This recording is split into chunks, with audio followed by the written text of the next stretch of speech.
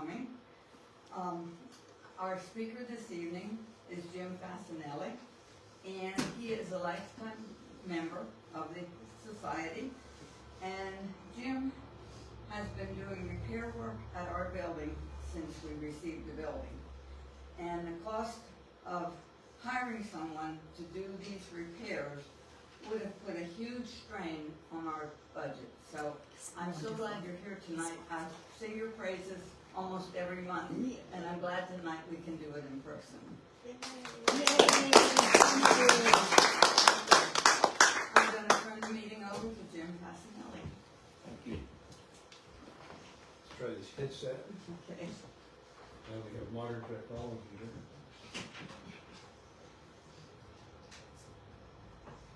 I know you had it right. Straight up, Jim. If you put it straight up, it'll stay on better. I don't do well with modern technology. Live in an old house, old furniture, old cars. Is that coming through? No, I have to turn it on. Oh. Good idea. Totally why. Uh-huh. We're getting there. Okay, how's that? Is that good? Great. All right. All right, the Facinelli name, we'll start with that, is actually Facinelli. But, and I'm probably the only one around the country that says Facinelli. The actor who played in Nurse Jackie and Twilight series, Pietro, he's my sixth cousin. So it all started with, this is my great-grandmother. This is Catherine Anna Martini Facinelli, and she was born in 1853. Now, what makes it interesting is she came here in 1887, right after her husband died. And she came here with 3 children, pregnant. And they moved, if I figure this out, 1 second here, I gotta get this. New technology. Is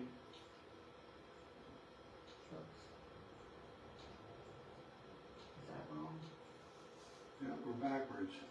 You're going to the end. I know, I'm trying to get the other way, I'm trying to get the Now other go way. the I other don't way, know, Jimmy. all of them, it's going backwards. Go the other way. Keep going. There we go.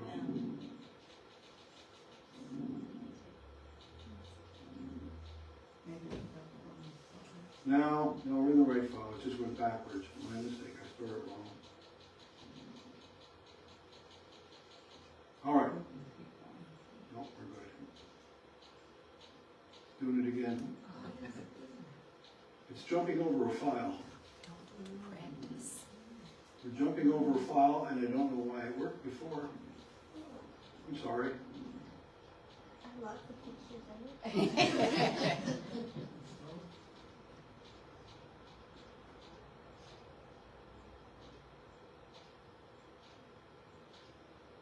All right, that's the second picture. We're good. I'll get over here. All right, this is the town of Stockton.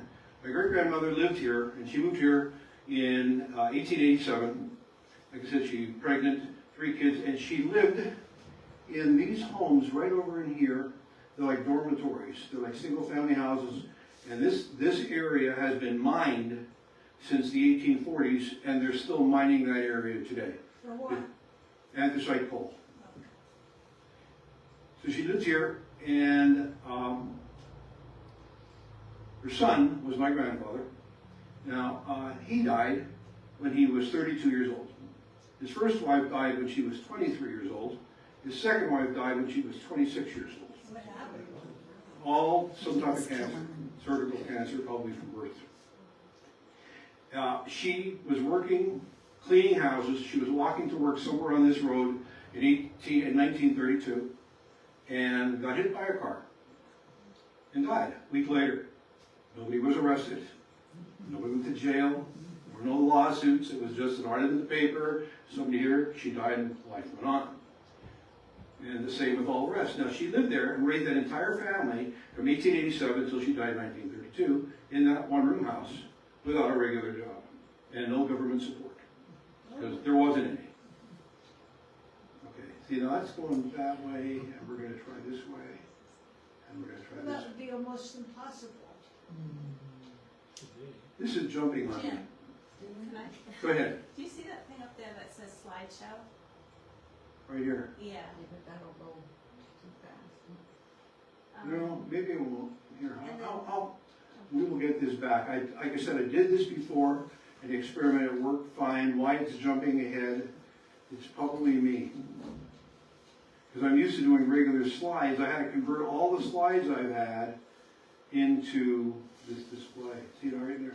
I think part of it is I'm going too fast, and it's not moving fast enough.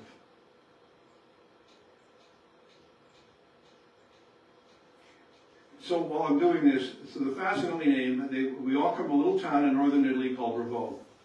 Revo sits on the side of a hill, just like Elizabethville does with the main road going through town. Town's about 1,500 people. And my family has been in that town that I have documented at least since the 1400s. Probably way before, but they weren't keeping records. Now, most of us have heard of the Council of Trent. This one. See, it's going backwards. It won't go forward. Let me leave that alone and see what happens. What do you think, Mitch? You wanna try something? Mitch is pretty good at That looks like George Washington. It does. So the Council, I'll talk as we're going on, it's the Council of Trent. One of the things that came out of the Council of Trent in the 15th century was that churches will keep records of births, deaths, and marriages. And luckily, Trent, which is now Trento, is 28 miles from Reval. So the church in Reval has all the records back to 1540. So when I was doing my research, all I had to do was I hired the local priest who does this as a hobby, and then he copied, first he did my family tree that I couldn't finish because I was stuck. And then he gave me every Facinelli who ever drew a breath since 1540 on, and over the last 30 years I was able to connect all the dots. I now have every Facinelli on the planet who died or who's living, all tied to the same family of Andreas Facinelli from the 1400s. I have no idea why. They're in order. Well, we'll do our best. We'll see if we can do it. Like I said, I did it. It worked. And we'll try this and see where we're going. Is this an Italy? If you click on that slideshow. But it wouldn't let me. All right, so we'll go to that one. So then my father had two full-time jobs. He was a baker, a union baker, and in 1949 he bought this building, half this building. He rented it, didn't buy it, and he opened Sim's Tyrolean Bar and Grill.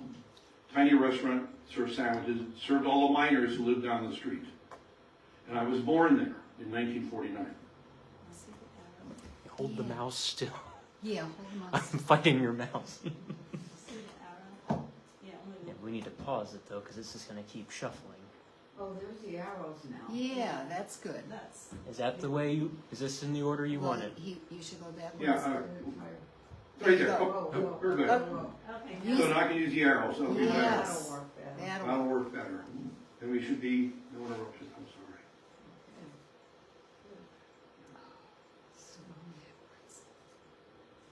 Okay. So I lived in Hazleton, was born there, and around 1973, I moved to Harrisburg and got a job at the State Museum of Pennsylvania as a cabinet maker and restorer. I had, up at that point, I probably had 17 or 18 different jobs. I didn't like college. I went to architecture school for about 4 months and had enough. I worked as a mechanic in the morning, went to school in the afternoons, and I found this house, and I realized I could buy houses cheaper than I could rent. So for $110 a month, I bought this house. And that didn't include my taxes. This is 259 Hurst Street in Harrisburg, 2,200 square foot townhouse. All of this is copper with copper crestings on the roof. And it was my start. And within about 5 years, I lived in Harrisburg 3 years, I bought 5 properties with no money. I would go buy a house. They said, "What do you use for credit?" I said, "Oh, my credit card." And I would use a down payment of my credit card. And then I'd buy the second house, and I'd buy the third house, and use the first 2 houses, and rent them out within a short period of time. And that's how I started moving. So we got broken into in the city, and my first wife at the time was so sick over that it eventually took over the best of her. So we decided to look for a house. Driving around one day, we found this house. So that picture was taken the day we bought it, in 1975. That's when we moved here. And it doesn't look, it looks really good, but it isn't. Everything was pretty bad. There is the finished. After we did all the windows, there's 57 windows, all the trim and everything related to it. In the meantime, I had started the company in Harrisburg. I had partners and a company called Restoration Associates, and that didn't go well. So then, and moved up here and I actually moved in the house. I finished it on the 3rd floor in 1976. We lived up there for 18 months until I finished the rest of the house, basically evenings and weekends. So one of the jobs we did up in Tower City, this was Rob Tallman's house. Now, what you're looking at is a picture from the basement looking up at the attic. One of the things Mr. Tallman wanted to do with this house was take all the staircases out and change them to the other direction. So we took them all out. I always liked that picture because you can see it here, it's right down the bottom here. This is the 1st floor, this is the 2nd floor, and then this is the attic. Wow. And the house it hasn't been painted since we did it in 1978. And that's pretty much what it is. We built the addition on the side and then renovated everything in the house.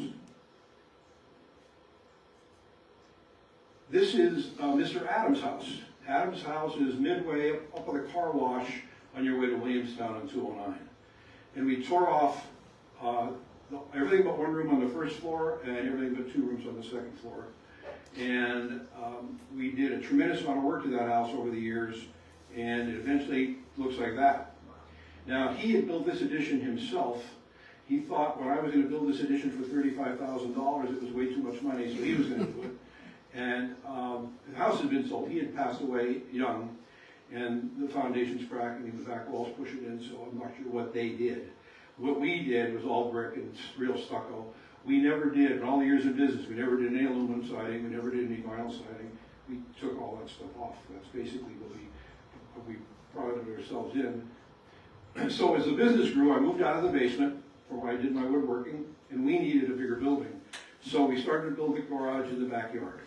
That's a 20 by 50, but I wanted it to look like the carriage house, like it was already there, and there's what it is today.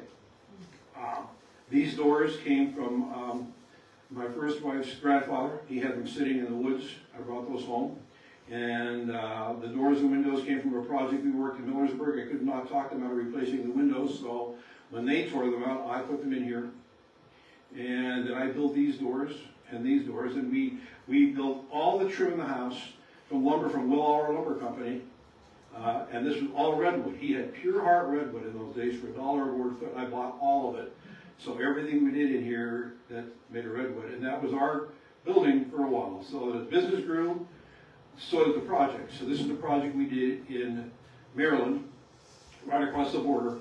It was an 1810 house, and the contractor started the job. It was now November when he contacted me. They were sleeping in a tent outside, and instead of concentrating on one room, he did all of the rooms at one time. So everybody was living in a tent. So I've learned that you need to get the children's area done first, because if they're upset, you're always going to be upset. So we did the 2nd floor children's area, and then we slept on the floor in those days. There were 3 of us. We slept on the floor, stayed there all week, and I had all my machines on site. We made everything in the house on site. This was a project, we worked everywhere. This is downtown Philadelphia on Camac Street. This is what they call a Trinity House, which is all over Philadelphia. And he wanted it back the way it was, so we made all the doors and windows. Not much here, all 3 windows. And what they were was the basement was the kitchen originally, and the entrance room would be your main living room with a fireplace where they lived, and upstairs was the bedroom. That's it. Now most of them all have an addition in the back now, where they made that the current kitchen, but they're very, very small houses. And most of Philadelphia is made up of houses like that downtown. Why so small? That's Center City. That's just how they lived. You didn't need much Everything space. was You didn't need much space when you lived in town. Now we also were making furniture. Right up the street from this is Carpenter Street, where the Mummers Museum is. And we had a client, we did her house over, and she wanted specific things. We went back and forth almost a year on every little detail on this. My cabinet maker and I made that. That's all 200-year-old yellow pine with handmade brass by ball and ball, and then handmade iron hinges by a blacksmith friend. And everything in our house we did like that. One day, while driving along around 1980 in Shaperstown, Pennsylvania, I ran into this house. And I walked in and I knocked on the door and said, "Would you ever need any work done?" It was really bad. This house was built in 1860. It was the biggest house built at that time. It was wilderness out west. The house cost $45,000 to build in 1860. A lot of money. It's millions today. And it's quite a big house. And there used to be a tower up here which was torn off. So we ended up doing that job, and we ended up getting a franchise. He owned Richcraft Kitchens, and we got a franchise selling his kitchens. Now, to show you how bad this was, this is one of the tower windows.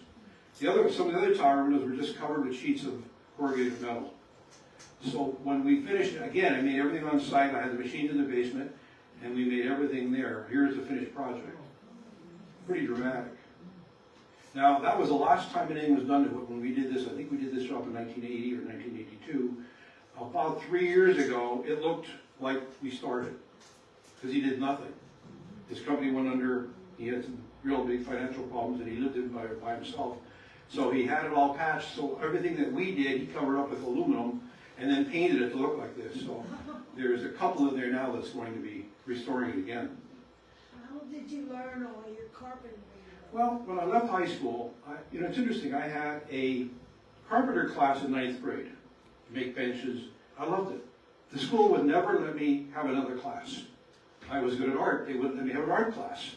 So that was the one course that set my life in carpentry. I learned how to do mortise and tenons by hand, how to make furniture by hand. All we had was hand tools. And that's all I had. And then when I got out of high school, I went to night school for a while. I took up carpentry, plumbing, and electrical work. So I learned the basics, and I have a natural ability that if I want somebody to do something, I generally can do it. Not as good, of course, but I just can do it. No one showed me, except for these couple courses I took. Why did the school let you? Well, there was a school in Hazelton. I was out there at nighttime. So as the business grew, so did the shop grow. So we bought the building across the street. This was Branchett Brothers. At this point, I'd already torn the awnings off, and I wanted to make the building back the way it was when it was originally a furniture and undertaking building at the turn of the century. So we put all our machines on the first floor, we put all our lumber on the second floor, and it had a hand-operated elevator in the back with a rope that you could pull. We could pull things up and down from floor to floor. So then we put it back to this picture. Made all the moldings, all this was gone, put all this back. Of course, now that Nicky has it, he took all that back off again. Oh, God. And he closed up all the windows. And it has the best tin ceilings I've ever seen on the planet. The entire first floor and second floor are giant crown moldings, all made of tin with cherubs, and it's just gorgeous. And he maintained those, he left those in there.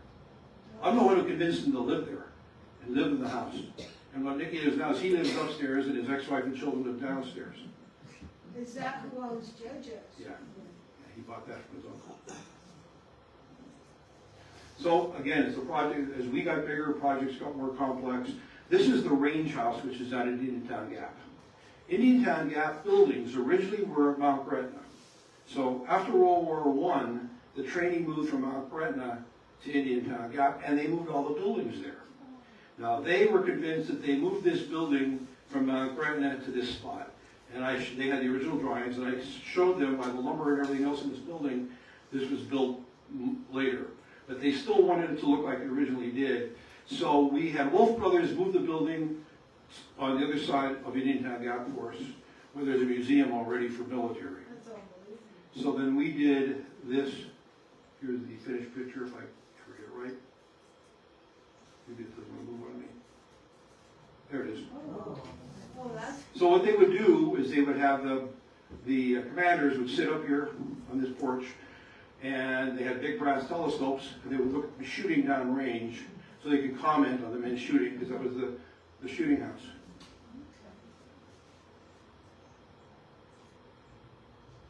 Who paid for that Fort Indiantown Gap had a grant, and this is part of the National Guard. There's a museum right next door to the National Guard Museum, which is open to the public, generally on the weekends.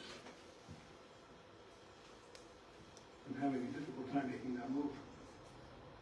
I think it's getting tired there, Mitch. There we are. I think I went too many.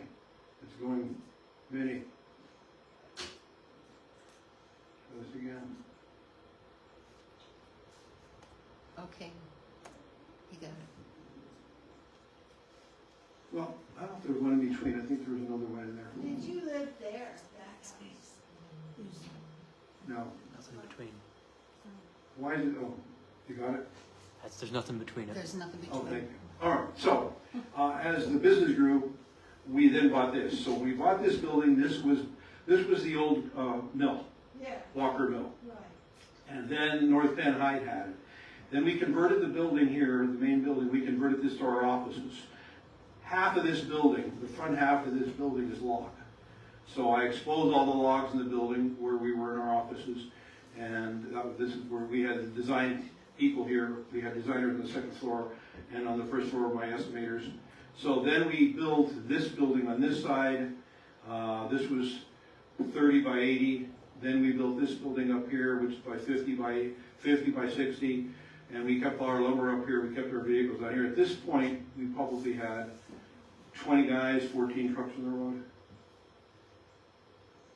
And about what year was I took that picture right around the time I sold the company, because I happened to be on the top of the building, Mid-Penn Bank building. And it was the only building, at the time I had a picture of that building. This is Shepherdstown, which is right off of 15 on the south side of Mechanicsburg. This is called the Old Shepherdstown Hotel. At this point, I did not find earlier pictures, but at this point, we had already done the pointing of the whole building, and we built this stone wall around the building. Traffic kept cutting off his house, so when we put the stone wall around the building, traffic did not drive there anymore. We put the porches back on. In this section here, we built a library. It's all walnut raised panels. That he has 10,000 books. He was a Civil War specialist. His name is Jack Davis. He's often on television talking about the Civil War. He said he sold this. He lived in this house by himself. He sold it. He was one of the editors of Early American Life magazine. And then he moved to California.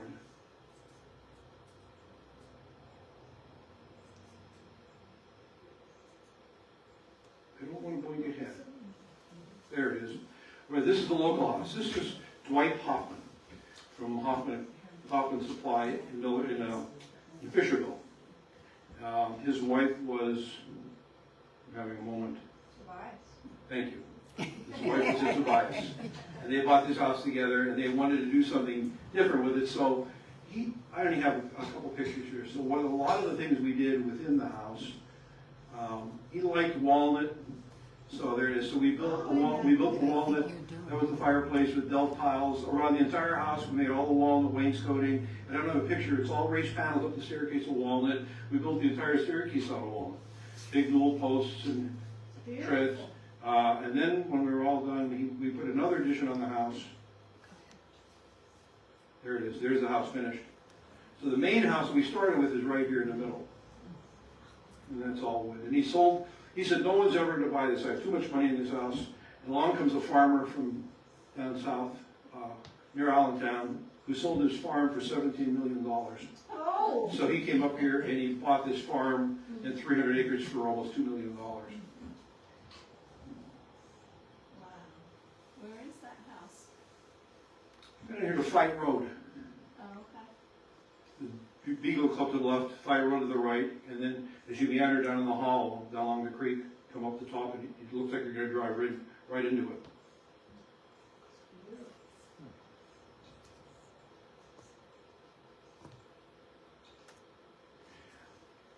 That's one of my men. That was Dan Eister, local guy. Anyway, this is Steve Trustler's house. When you leave Herndon, there's this house that sits in the field on the side. It was built around 1800, and it floods all the time. So everything was bad. We jacked up the second floor and held it from the basement. Those timbers are all off picture here. And we did a tremendous amount of work for this building. We had to really start from scratch. That's part of the staircase. That's the opposite view.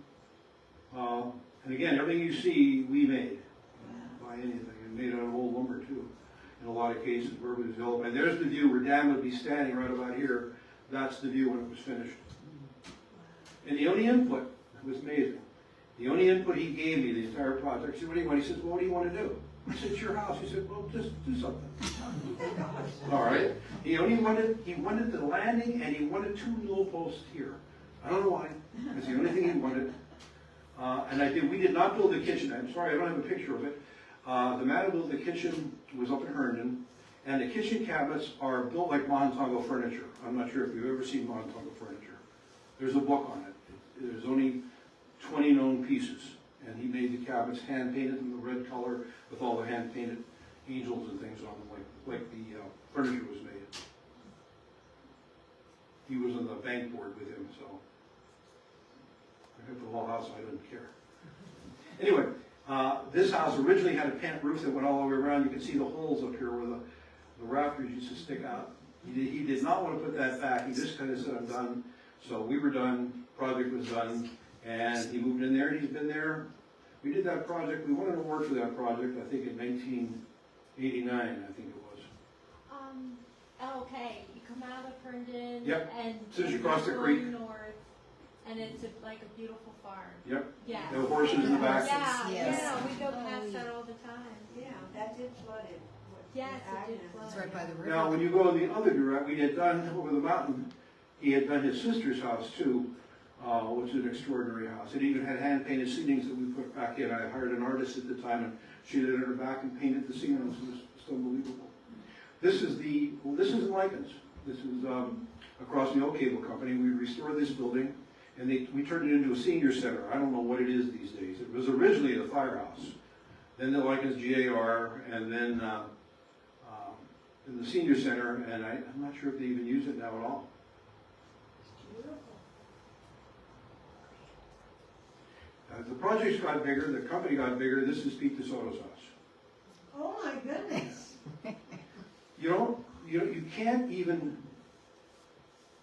think about the size. The house we live in fits in here. This piece of the house is 50 by 40. That's the size of our house, 50 by 40. Of course, our house is a little bit taller, and the peak inside is about 38 feet. So it's quite the house. And where, is that Millersburg? Yeah, you can't see it from anywhere. You have to come over and see my daughter's house. I know, I just talked to her yesterday about it. Yeah, come over and see it.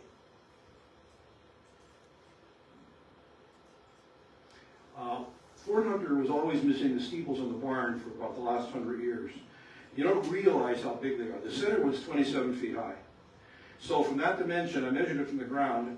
I came up with dimensions for these. These are 17 feet tall. And I went up inside the barn, and I found the original holes were still there that these sat on top of. They were octagons. So we made them. I don't have the picture of the crane.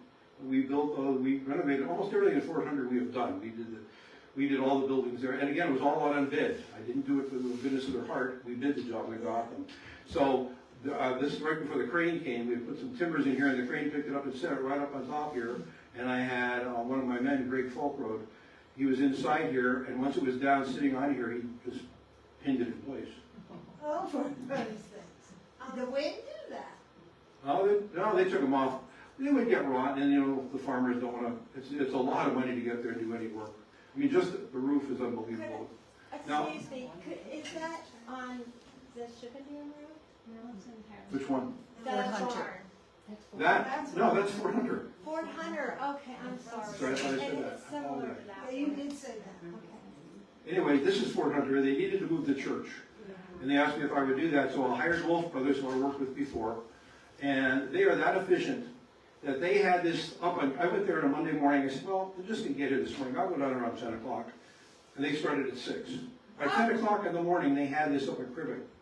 Oh my It wasn't finished, but they had it up at steel up and cribbing that quick. And so this is already moved. We already crossed the bridge. We had to coordinate. When you cross the bridge on Front Street, you have 2 different municipalities. So we had to have 2 electric companies, 2 water companies, 2 police forces, 2 fire companies, on and so forth. Everybody had to be there. I had to get everybody there that morning to do this project at the same time, including the tree trimmers and the electric movers and my all. God. And what happened was, when we went to dig this foundation, we already had all the things checked out for water and lines. The first dig of the backhoe hit a gas line. Oh. Guess what? I got everybody out. The police came, the fire company came, so now I said, now that you're all here, we're going to be back here again in 2 weeks to do this. This is a project we did on Front Street. It doesn't look like much. It's limestone. That was a brand new addition to this house. It was a brick house, and they did this whole renovation in limestone at the front. There was even steel in this house. They did it over in 1920. I think the home was built around 1860. Now, there it is. All right, this is one corner of the kitchen. The kitchen's 12 feet tall. So we did this kitchen, I'm going to say, 40 years ago.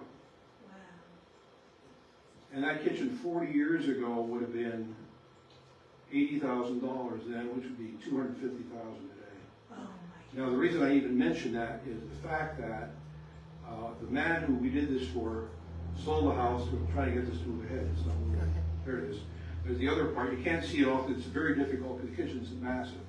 And we even did this. We put all these in. We made all these in our shop. It's the man who bought the house. His girlfriend didn't like the color of the kitchen. Oh, So they ripped it out and threw it away. oh, that's terrible. Yeah. I know.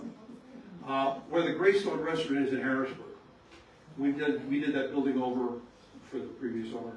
And we built a staircase, period staircase, 2 stories high, out of 200-year-old lumber. When we did that building, the stairs were around $45,000, probably 3 times that today. And when Greystone came in, they tore it all out, and they put steel posts with wires in them.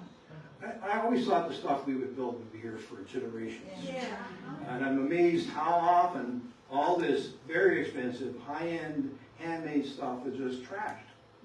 That's terrible. All right, again, as they got bigger, we got bigger. This is the Bedford Springs Hotel. This is a part of it. This is the centerpiece built in 1800. Our project, it was a $150 million project. Our project was the doors and windows. So we removed all 600 windows and labeled them all and brought them back here and tractor trailer those and 21 entranceways and refinished them all. Oh my goodness. It's hard to even imagine how massive this place is.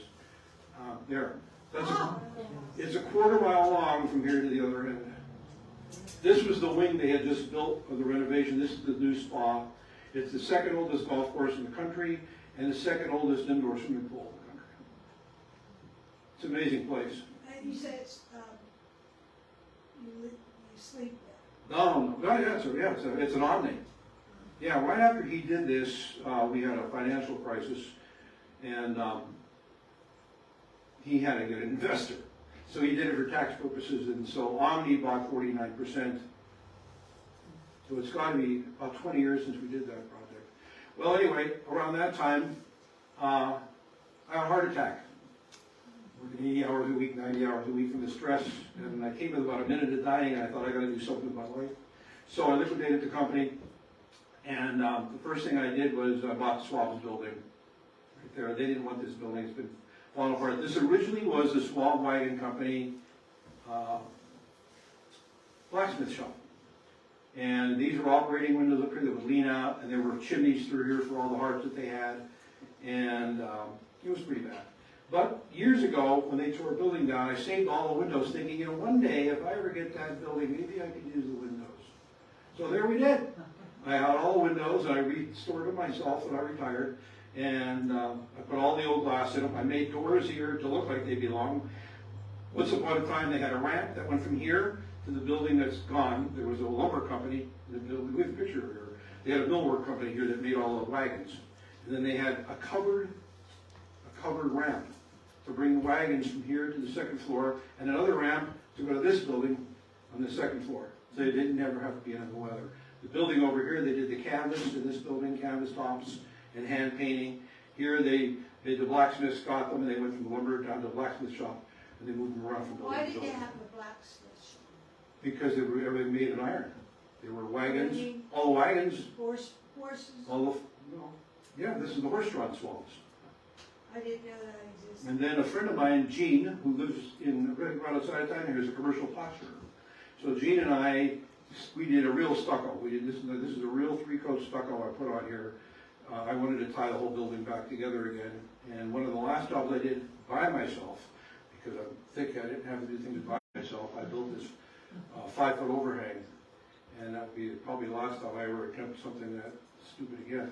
So anyway, near the end of the company, the last 10 years of Restoration Limited, people asked me to do their cars. They liked the cars I had, but I do them for them. And I kept hearing horror stories where people, I know a guy who had a car just like this, that sat in a restoration shop for 18 years. And it was done so poorly it had to be done over. So this is a man, he was an admiral from Washington, D.C., Bragadini, who I knew, he said, would you do my car? So we brought that in, we stripped it, I had Labrandi's did the chrome, Weider Brothers did the paint, I had somebody else do the interior, we did the mechanicals, we tore it apart, and we flipped this car for him in about 3 months. And he drove it to Washington from Elizabethville. The 1952 right-hand drive car.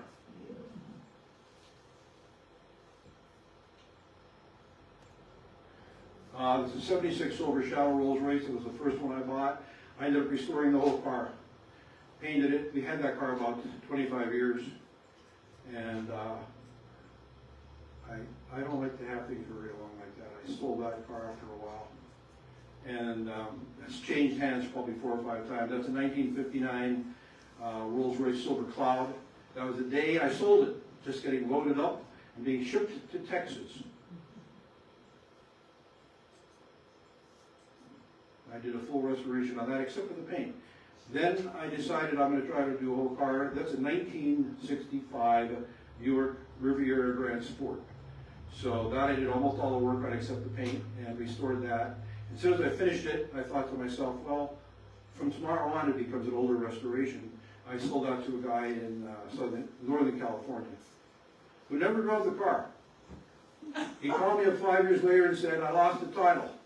You have it? Yeah, I do. I lost the bill of sale. You have it? Yeah, I do. And he sold it to the guy I bought the parts from to restore the car. And he called me up and said, well, he didn't drive it. He said, I'm going to sell it. And I said, you know what the paint is? I was doing some paint touch-ups. So I had the paint. I sent it to him. So he sold the car for more money than I did, and all he did was flip it. And he sold it to a guy who called me up and said, you have pictures? Yeah, pictures. And he sells the car. So 4 people own that car in 1 year who never drove the car. And they all made more money than me. And that was a client in Long Island. He gave us that car to do. That's a 1952 Park Board. The Park Board was a body maker. When you bought a Rolls Royce or Bentley, all you got was the chassis, the frame, the wheels, the engine. The bodies were made by somebody else. So this is a Park Board. They call it a Park Board drop hit coupe. And that was a full restoration. We did that in about 4 months. We did a lot of work on that. I have always had a hankering for Jeeps. This was the beginning of the last one I restored. I did not do it at this point. There was a guy who started the project, and then I got it, and I finished it. And it was the last one I did. And there's the finished product. I just sold that to a guy. I sold it last year to a guy in Maryland. It's the last one. It's my 24th Jeep that I've done.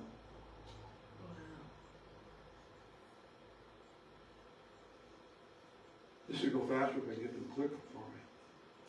Ah, there it is. My current project is a 1965 GTO. I bought that car almost done, and it wasn't. So the car was almost done. I had to replace the engine, the transmission, and the rear end. That was a restoration shop. It was a guy's personal car. Said, you'll love it. Yeah. And now that it's done, it is. I like it a lot. But I spent a year working on it. And that's my current project. And again, these are, some of the other ones are clients. I have no clients. I don't want to deal with anybody. This is the bed and breakfast I opened up for my first wife in 1990. And we converted that building. That is actually Stanley Beeler's house. Stanley Beeler's father was a town doctor who's written out of the history. You'll not find his name anywhere in this building. Oh my goodness. It's a Dr. Bauer didn't even mention. Okay, he was a doctor in China from 1917 till 1936. And his office was, in this little room right here was his office. Now, Jonas Schwab was the Civil War hero. When he came back from the war in 1868, he built this house over here, which is where Frank Kitchen lives. He built that one as a single-family house in 1868.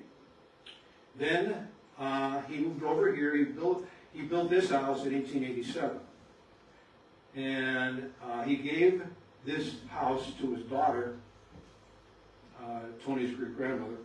He gave this house to her when he moved over to the house we live in 1901 as a wedding present. So Jonas only moved up the street one house at a time. And after that, we had a visitor come, and that's General Washington, who came to visit us at the inn.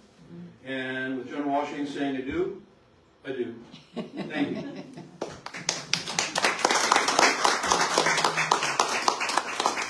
Any questions? Yes. Yes. Yes, I'm taking notes for the newspaper. Yes. So what year did you officially close your business?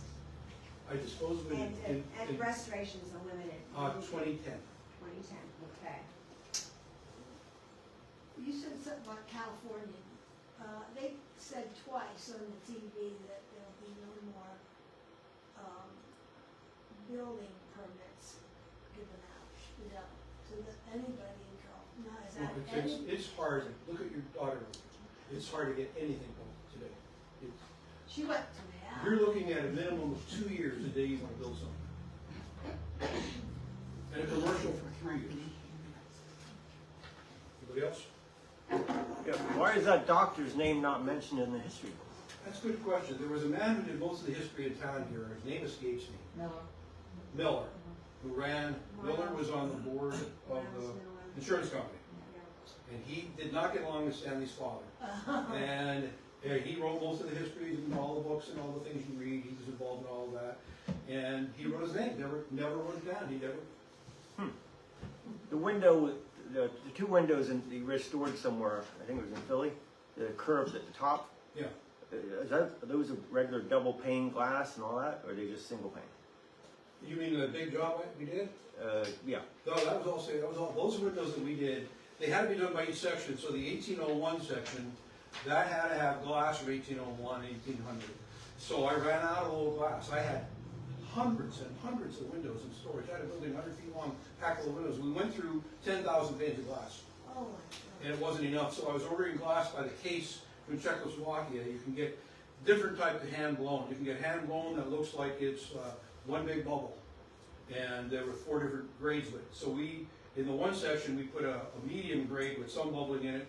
And the architect thought it was too many bubbles and made us replace them all. So we take all the windows out Oh, God. at our expense and change them to a different rippliness Right. of age. I- And they were all single pane glass. I've been out west in like ghost towns, and you can see where the glass gets thin at the top Yeah. and gets thick at the bottom. Yeah. Very slow Right, moving. because glass was, when they say blown, they would blow it into a tube, and then, because they had to form it into something. So blow it into a tube, and then the people, through machines, flatten it out and roll it, and it got rippling. The way glass is made now, you look at a term called float glass. The way that's done, and it's done just south of Dillsburg, the plant's about a quarter mile long. If you take liquid tin, molten tin, they have this big vat, like the size of this room full of molten tin, and you put liquid glass on top of it, the glass floats perfectly flat. And the hardest part is getting the process started. So you were able to somehow get in there with a machine and grab that hot glass and pull it through the rollers. And it's all the machines do is give you different thicknesses. And then the whole plant is automatic. As the glass comes out, machines cut it diagonally because as it's running, in order to get a line straight, you got to cut it at an angle because it is straight. It's like trying to cut a straight line of something that's moving. And it goes to all different departments, it gets all cased up, and all the people do is pick up the cases and put them in. All totally automated. It's been there for probably 30-some years. I would like a little more information about this gentleman here. He was in town. When was he in town? Was he? They were doing a reenactment of He was some doing a sort. reenactment in town for something. He stayed at the end. He was actually he's in a number of movies. Not as George Washington. But he's supposed to. There's a movie called Mannequin. It was out around 1986, 87. Filmed in Philadelphia. I think they filmed at Woolworths. And he was manager of the store. It's about mannequins that move. It was a semi-comedy, and that was one of his biggest roles. And then after that, he came up here. I have when he's having breakfast, he just looks like a regular guy. But he beats him, he sounds like him, he's the same height as him. And I'm so bad I can't remember his name. George Washington. All right, anything else? Thank you. Okay.